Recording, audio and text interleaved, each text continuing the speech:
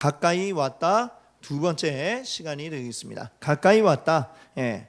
자, 전에 이 마가복음 1장 15절 말씀을 시작하면서 여러분께 출산표에 대한 이야기를 아마 드렸을 것입니다. 기억하실 텐데요. 출산표가 뭡니까?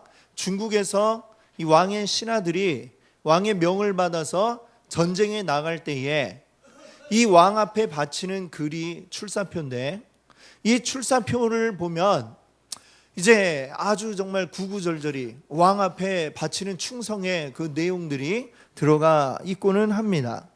우리에게는 유명한 그 삼국지에 나오는 제갈공명이 썼던 출산표가 우리에게는 아주 유명하죠. 이 출산표를 보면 이 전장을 향해 나가는 이 신하의 마음이 잘 드러나요. 내가 왜 지금 이 전쟁에 나가려고 하는가? 이 전쟁에 나가서 어떻게 내가 이 싸움을 이길 것인가? 그리고 그 싸움을 이겨서 무엇을 이루고자 하는가? 지금 자기 이제 하고자 하는 일들의 모든 이유와 방법과 그 목적들이 다 적혀 있는 글이 바로 출산표라고 할 수가 있는 것이죠. 그래서 요즘도 어떤 중요한 일을 시작하려고 할 때에 그 전에 나는 이렇게 할 것이다, 이렇게 적은 그런 글들, 이걸 보고 뭐라고 하냐면 이제 우리가 출사표를 던졌다, 뭐 이렇게도 얘기하는 것을 들어보셨을 것입니다. 오늘 함께 읽은 이 본문 말씀은 말하자면 예수님의 출사표라고 할 수가 있습니다. 예수님이 공생애를 시작하시는 그 출발점에 딱 서가지고 내가 지금 하고자 하는 일이 무엇인가, 이걸 통해 무엇을 이루고자 하는가, 이걸 통해 어떻게 될 것인가, 이런 내용들을 정말 아주 짧게 이 한마디 안에 잘 녹여내어서 우리에게 들려주고 계신 말씀이다, 이렇게 우리가 생각할 수 있습니다. 그 말씀 그대로 예수님은 행하셨고, 그리고 그 말씀으로 이루고자 하셨던 것을 이루셨습니다. 그래서 이 마가복음 1장 15절은 우리에게 굉장히 중요한 말씀이라고 할 수가 있겠고요. 그래서 오늘 우리는 이 마가복음 1장 15절 말씀을 함께 생각해 보고 있습니다. 자, 그 말씀하신 순서대로 우리가 쭉 살펴보고 있어요. 그래서 처음에는 우리가 때가 찼다라는 말에 대해서 생각을 했고요. 그 다음에는 하나님의 나라에 대해서 우리가 생각을 했고, 지금은 뭐에 대해서 생각을 합니까? 가까이 왔다. 가까이 왔다는 이 말에 대해서 우리가 생각해 보고 있는 중입니다.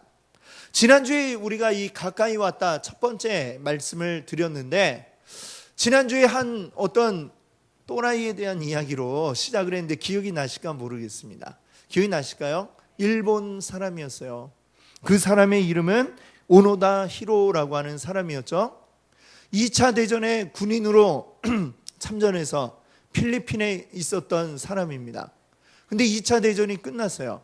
일본 왕이 항복을 선언하고 모든 전쟁이 끝났는데, 근데 다른 사람들은 다 그걸 인정하고 항복하고 나와서 다 일본으로 돌아가게 되었는데, 근데 이 오노다 히로는 끝까지 그걸 거부했어요. 이거는 속임수야, 끝나지 않았어 라고 하면서 자기 혼자 밀림 정글 속으로 들어갑니다. 그곳에서 계속 자기만의 혼자만의 전쟁을 치르고 있었죠. 그렇게 있기를 무려 30년 가까운 29년의 시간을 혼자 밀림 속에서 혼자 전쟁하면서 지내고 있었던 사람입니다. 이 사람을 그래서 제가 뭐라고 표현을 했어요? 돌아이라고 표현을 했죠. 정상적이 아닙니다.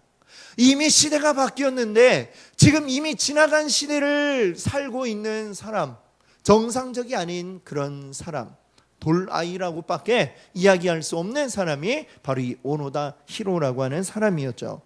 그는 정글에서 나와서도 어때요? 30년을 정글 속에서 혼자 정글의 법칙을 혼자 찍고 있었어요. 그러니까 나와가지고 뭐래요? 할 수 있는 게 아무것도 없어요. 사회생활에 적응을 못해요. 사람과 사람 사이에 관계에 적응을 못해요.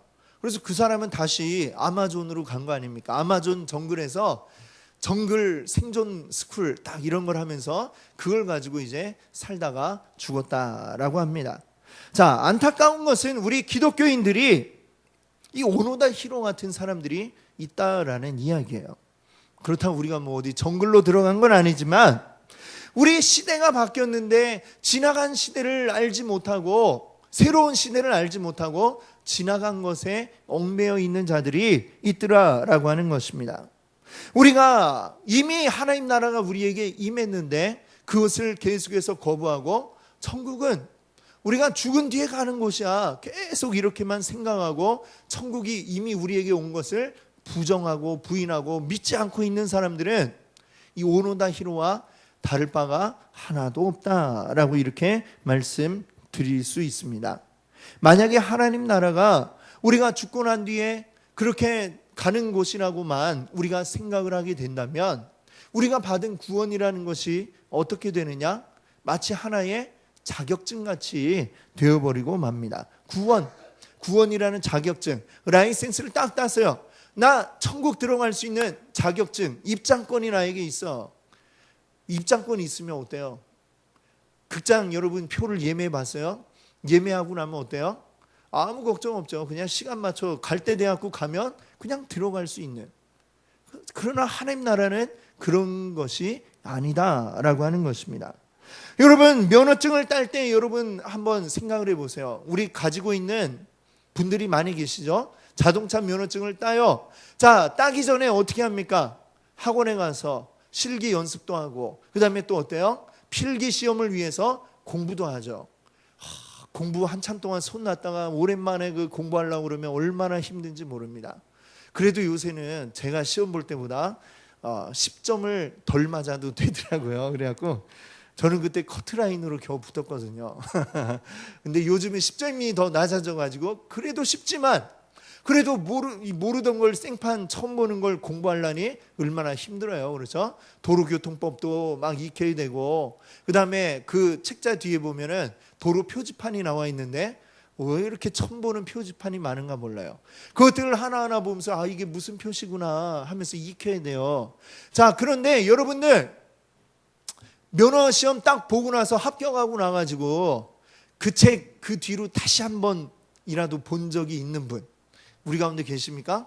예. 면허 시험 딱 끝난과 동시에 이거 어떻게 돼요? 쓰레기통으로 그냥 가는 게 그 책이에요. 그 뒤로는 그냥 우리 신경 안 써요. 왜? 나 합격했으니까, 나 면허증이 있으니까. 우리가 살아가면서 크게 어떤 결격 사유를 가지지 않는다면 뭐 음주운전을 했다든지 이러지 않는다면은 그냥 우리 계속해서 유지가 될 수 있는 게 바로 이 운전 면허증 자격증인 것입니다. 자, 그러니까 우리는 따고 나면 전혀 신경 쓰지 않아요. 자, 또는 이런 경우도 있겠죠. 아직 면허증 따지 않은 분들. 자, 그런 분들은 어떻게 생각하시느냐? 그까짓 거 뭐 내가 딸 마음만 먹으면 언제든지 딸 수 있지 뭐. 라고 생각을 하시잖아요. 그렇죠? 그냥 내가 지금 아직 딸 마음이 안 돼. 마음의 준비가 안 됐어. 나는 그래서 안 따는 거지. 언제든지 마음만 먹으면 그래갖고 학원만 가면 나도 딸 수 있을 거야. 그냥 나중에 뭐 필요할 때 그때 따면 되지 뭐. 아마 이런 생각을 가지고 계실 것입니다. 자, 이것이 뭐 딱 들어맞지는 않지만 굉장히 우리가 구원에 대해 잘못 생각하는 것과 비슷한 면이 있습니다. 구원을 천국 가기 위한 자격증으로 여길 때에 그럼 어떻게 되느냐? 내가 구원받았으면 쉽게 얘기하면 나는 면허증 따듯이 자격증을 갖춘 거예요. 그럼 됐잖아. 그 다음에 또 뭐가 필요한데 그 뒤부터는 그냥 막 구원받았잖아. 막 자기 마음대로 사는 거죠. 또는 아직 믿지 않는 분들에게 전도할 때 이렇게 얘기하는 분들이 있어요. 제가 나중에 나이 많이 들면 그때 한번 교회 찾아가겠습니다. 이렇게 얘기하는 분들이 있어요. 그런 분들은 어때요? 지금 면허증 지금 당장 나에게 필요 없지만 필요할 때 그때 가면 나는 딸 수 있어 라고 생각하면서 미루고 있는 그런 분들의 생각과 다르지 않죠. 똑같아요. 그렇게 생각하는 이유는 뭐예요? 천국이라고 하는 거, 하나님 나라라고 하는 거, 마치 우리가 어떤 구원이라는 자격증을 따가지고 딱 들어갈 입장권을 얻는 것처럼 생각을 하기 때문에 그런 오해를 하고 있는 것입니다. 그러나 하나님의 나라는, 천국은 그렇게 단순한 곳이 아니다라는 사실을 우리가 알아야 하겠습니다. 하나님 나라의 특징을 잘 표현해주고 있는 말이 있습니다. 이미, 그러나 아직. 이미 우리에게 이루어진 하나님의 나라, 그러나 아직 완전하게 이루어지지 않은 하나님의 나라. 그래서 이미, 그러나 아직이라는 말로 표현을 하고 있습니다. 우리가 생각하는 때가 아닌 하나님의 때에, 그 때에 예수 그리스도께서 우리에게 오셔서 하나님의 통치가 우리 가운데 이루어져서 하나님의 나라가 이미 우리 가운데에 임했습니다. 이미 임했죠. 그러나 하나님의 나라가 임했지만 아직 우리들은 이 세상 속에 발딛고 서 있는 것입니다. 아직 하나님의 나라가 완전하게 우리에게 임한 게 아니기 때문에, 그래서 우리는 어때요? 이미 임했지만 아직 완전하게 임하지 않은 이 사이에서 우리는 살아가고 있는 게 지금 우리의 현재라고 이야기할 수가 있는 것입니다. 그래서 하나님의 나라는 이미 구원받았어 라고 이렇게 과거로 이야기할 수 있는 것도 아니고, 장차 우리가 앞으로 가게 될 거야 라고 미래로만 이야기할 수 있는 것도 아니고, 과거와 미래, 그리고 그 사이에 있는 지금 현재, 이렇게 과거와 현재, 미래가 모두 다 어우러질 때에 하나님의 나라를 온전하게 설명을 할 수가 있는 것입니다. 자, 이러한 특징은, 하나님 나라에 대한 특징은 그냥 후대의 사람들이 만들어낸 어떤 개념이 아니고요, 예수님이 이미 우리에게 말씀하셨던 것입니다. 그래서 마가복음 4장에 나오는 두 가지 비유를 여러분께 말씀드렸죠. 스스로 자라는 씨앗의 비유, 그 다음에 나오는 것은 겨자씨의 비유가 두 가지가 나오는데요, 이 두 가지가 공통적으로 우리에게 보여주고 있는 상황이 있습니다. 첫 번째는 뭐냐? 씨가 흙에 뿌려졌다는 것입니다. 이것은 뭐예요? 과거이죠. 그런데 그 씨가 자라납니다. 현재죠. 그리고 그 다음에는 어떻게 돼요? 그것이 자라나서 거기에 꽃이 피고 열매를 맺게 됩니다. 이거는 뭐예요? 미래성을 이야기하고 있습니다. 자, 이 비유들은 하나님 나라에 대한 비유라고 예수님이 분명하게 이야기하면서 이 비유를 들려주셨어요. 그래서 하나님의 나라는 어떠하냐? 하나님의 나라는 이미 임한, 이 과거에 이미 우리에게 임했다라는 과거가 있고, 그러나 아직 완전하지는 않다, 앞으로 완전해질 것이다 라고 하는 미래가 있습니다. 그리고 그 사이에 현재 우리들은 어떻게 해요? 이미 임한 하나님의 나라를 누리면서 계속해서 자라나서 완전한 하나님의 나라를 경험해야 된다라고 하는 이 사실을 복합적으로 우리에게 알려주고 있는 것입니다. 자, 예수님만 그러면 이런 이야기를 하셨을까요? 성경을 보면 곳곳에 이런 이야기들이 나오고 있습니다. 자, 바울은 신약 성경의 절반 가까운 책을 쓴 바울은 그러면 어떻게 이야기를 했을까요? 바울 역시 하나님의 나라를 과거와 현재, 미래로 이야기를 하고 있는데, 먼저 우리 에베소서 2장 8절 같이 한번 읽어볼까요? 너희는 그 은혜에 의하여 믿음으로 말미암아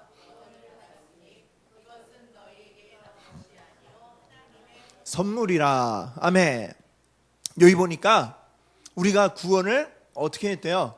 구원을 받았으니 뭐예요? 시점으로 보면 어느 시점이요? 과거에 이미 우리가 구원을 받았다라고 이렇게 표현을 하고 있습니다.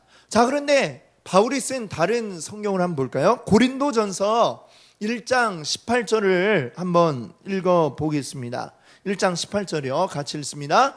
십자가의 도가 멸망하는 자들에게는 미련한 것이요 구원을 받는 우리에게는 하나님의 능력이라. 여기 보니까 구원을 어떻게 한대요? 받는 우리, 구원을 받는, 지금 현재 진행되고 있는 일로 바울이 여기에서는 또 그리고 있습니다. 아까는 과거였는데 지금은 또 구원을 지금 우리가 받고 있는 중이래요.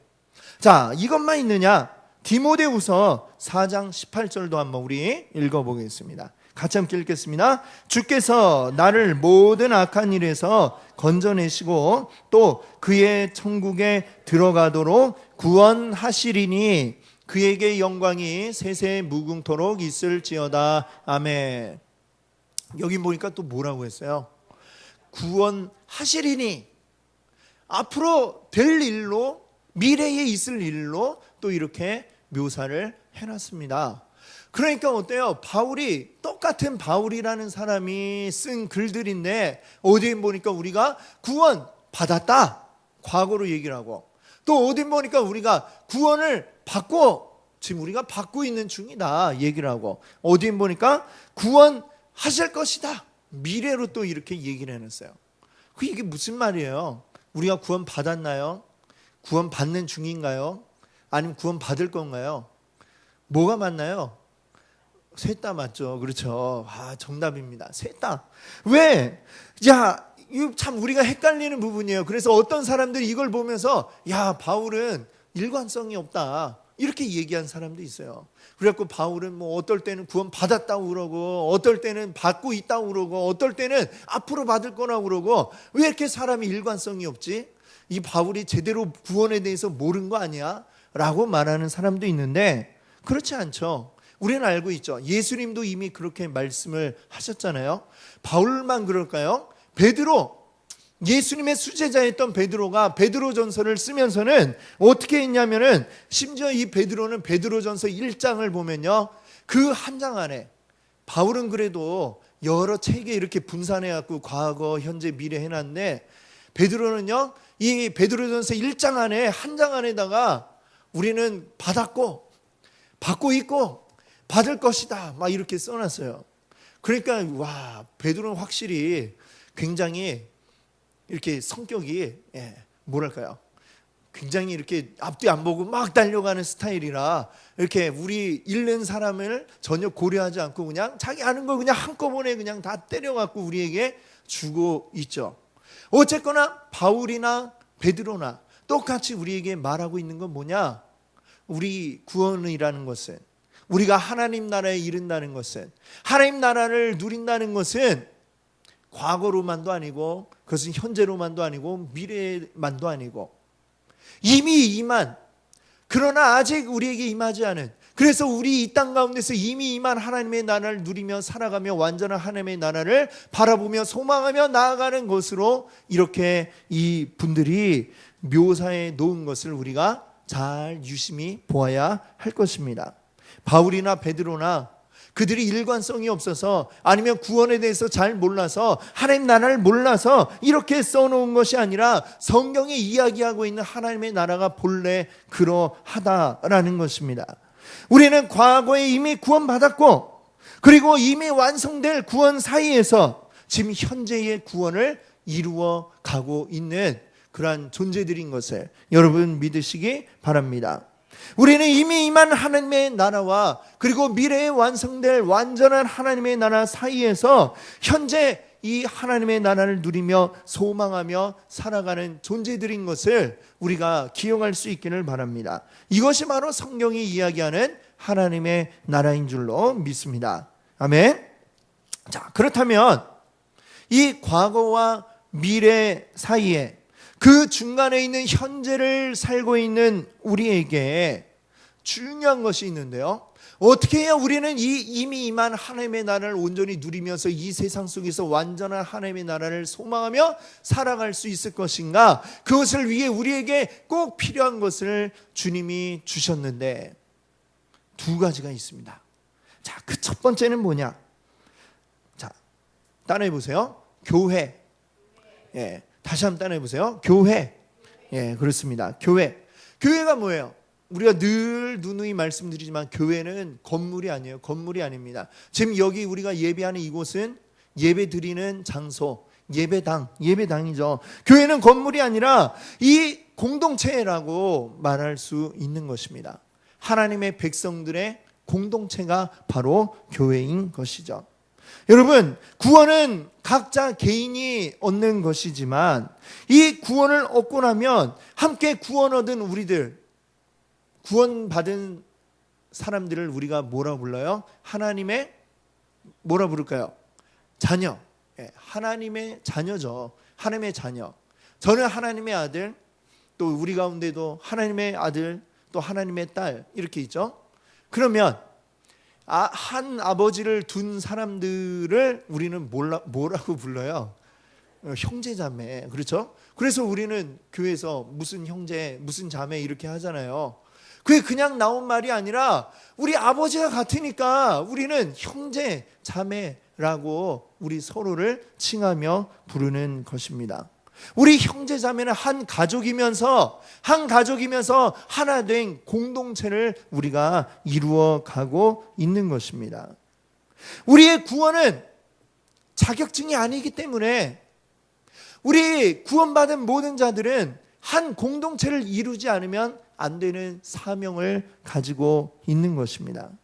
바울이 빌립보서 2장 12절에서 뭐라고 얘기했냐면 두렵고 떨림으로 너희 구원을 이루라라고 했어요.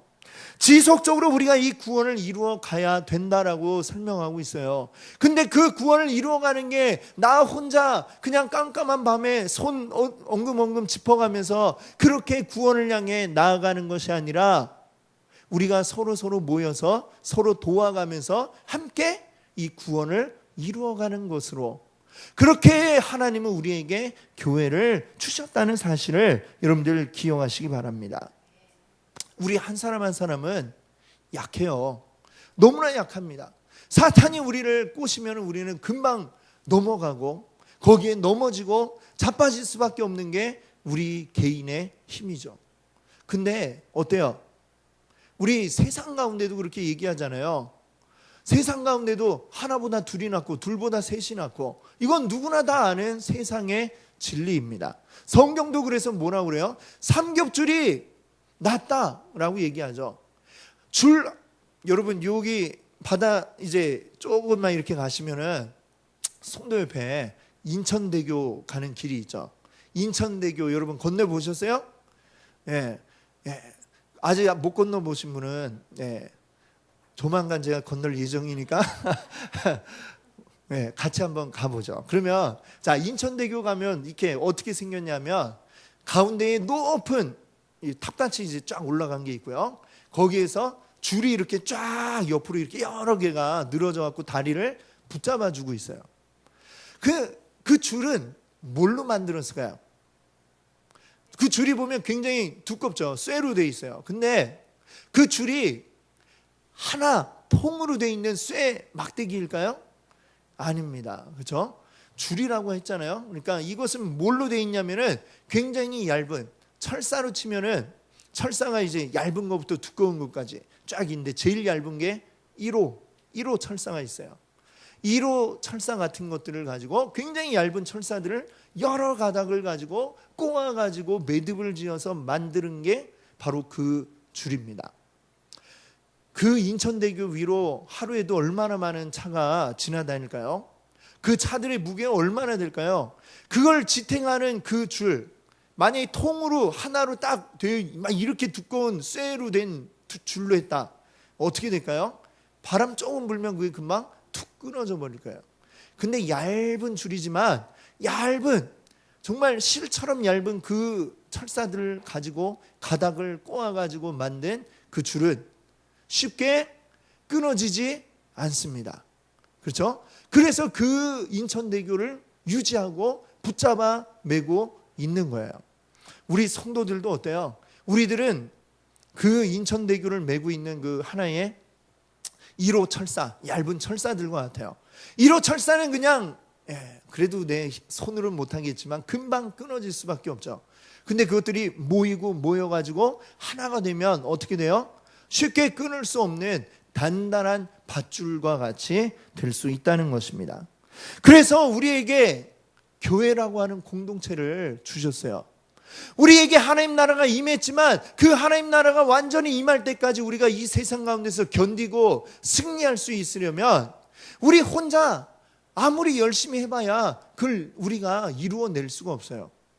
교회라고 하는 공동체에 속해서 함께 그 매듭 속에 녹아 들어가지 않으면 우리는 쉽게 끊어지고 말 수밖에 없다는 것입니다. 그래서 우리에게 이 교회를 주셨고 교회라는 공동체 안에서 함께 있게 만드셨다는 사실을 여러분들 기억하시기 바랍니다. 우리 믿음의 성도들이 하나 된 공동체를 온전히 이룰 때에 우리는 절대로 끊어지지 않는 강한 쇠 밧줄과 같이 되어질 줄로 믿습니다. 아멘. 자, 지금 이 과거와 미래 사이에 이 중간의 시대를 살아가는 우리에게 꼭 필요한 것 첫 번째는 교회였고, 두 번째로 주님이 우리에게 주신 것 또 무엇이 있을까요? 바로 성령님입니다. 성령님. 따라해 보세요. 성령님. 그렇습니다. 예수님은 성령님을 다른 이름으로 또 뭐라고 부르셨냐면 보혜사라고 하셨어요. 보혜사란 무엇이냐? 우리와 함께 있어주는 분이 보혜사입니다.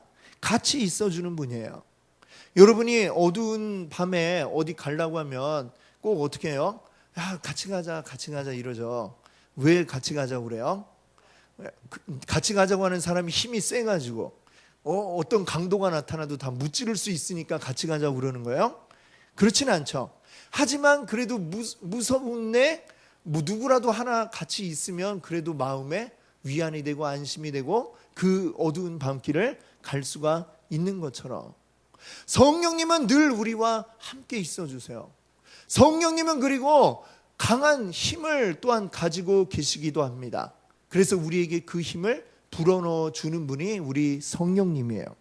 우리로 하여금 하나님을 알게 하시고 하나님의 말씀을 깨닫게 하시고 때로는 우리에게 능력을 주셔서 우리가 은사를 행하게도 하시고, 그리고 성령님 우리를 변화시켜서 우리로 하여금 성령의 열매를 맺게도 만드시는 분, 그분이 바로 우리 성령님인 것입니다. 성령님은 우리에게 능력을 주셔서 우리가 우리 힘이 아니라 하나님의 힘으로 살아갈 수 있게 만들어 주시는, 지금까지 우리는 내 힘으로 살아가는 아주 시덥지 않은 엔진을 가지고 우리가 살아온 자동차였다고 한다면 성령님은 우리에게 새로운 엔진을 얹은 것이나 마찬가지요. 엄청나게 빨리 달리는 시속 300km로 달리는 엔진, 그게 바로 우리 성령님이신 것을 여러분들 믿으시기 바랍니다. 그 성령님이라는 엔진을 딱 우리에게 얹고 나면 우리는 세상이 감당할 수 없는 어마어마한 힘을 갖게 되는 것입니다. 그 능력을 힘입어서 우리는 세상 가운데 비록 있지만 우리는 세상 속에서 승리하고 하나님의 나라를 온전히 이루어낼 수 있는 것이죠. 그래서 우리에게 교회라고 하는 공동체와 그리고 그 교회가 온전히 힘을 얻을 수 있는 힘의 원천 성령님을 우리에게 주신 줄로 믿습니다. 그 교회와 성령을 힘입어서 우리는 하나님 나라가 오시기 완전하게 임할 때까지 우리는 승리하며 살 수 있는 줄로 믿습니다. 아멘. 자, 그러면 오늘 이제 제가 계속 말씀드릴 때에 하나님의 나라의 과거에 대해서, 현재에 대해서, 미래에 대해서 계속 이 과거, 현재, 미래를 말씀드렸는데요. 자, 그럼 지금 이 중간에 살고 있는 우리들이 해야 할, 하나님의 자녀들이 살아야 할 우리의 삶은 어떠해야 하겠는가? 사실은 이것도 과거, 현재, 미래로 우리가 설명을 할 수가 있습니다. 자, 첫 번째, 우리는 어떻게 살아야 하는가? 기뻐해야 합니다. 기뻐해야. 이거는 과거, 현재, 미래 중에 어디에 해당이 될까요? 과거에 해당이 돼요. 왜? 하나님이 이미 우리에게 이루신 일들, 이것을 보며 우리는 기뻐하는 것입니다. 하나님이 우리에게 어떤 일을 이루셨을까요? 우리가 본래는 진노의 자녀였는데 하나님의 진노받을 수밖에 없는 자들이었는데 그런 우리를 옮겨서 하나님의 자녀가 되게 하셨고 하나님 나라의 백성이 되게 만들어 주셨죠. 이 놀라운 일을 생각할 때 우리는 기뻐할 수밖에 없을 것입니다. 기뻐하지 않을 수 없는 이 원천이 우리에게 있습니다. 이걸 여러분 기쁘지 않으세요? 예, 기쁘시죠? 예, 얼굴은 표정은 이러고 있는데 그러나 기뻐하시는 것 같습니다. 여러분 기쁘시죠? 이 기쁨이 우리 안에 가득하게 풍성하게 넘쳐나기 원합니다. 우리가 본래 죽을 수밖에 없던 우리들을 살리신 놀라운 하나님의 은혜, 우리는 값어치 없는 자들이었던 우리들을 꺼집어내서 놀라운 값어치를 지닌 이 세상 어느 것보다도 귀한 존재로 만들어주신 우리 하나님의 구원의 역사, 이것이 바로 나를 위한 것이었다. 이걸 알기 때문에 우리는 기뻐하지 않을 수 없는 것입니다.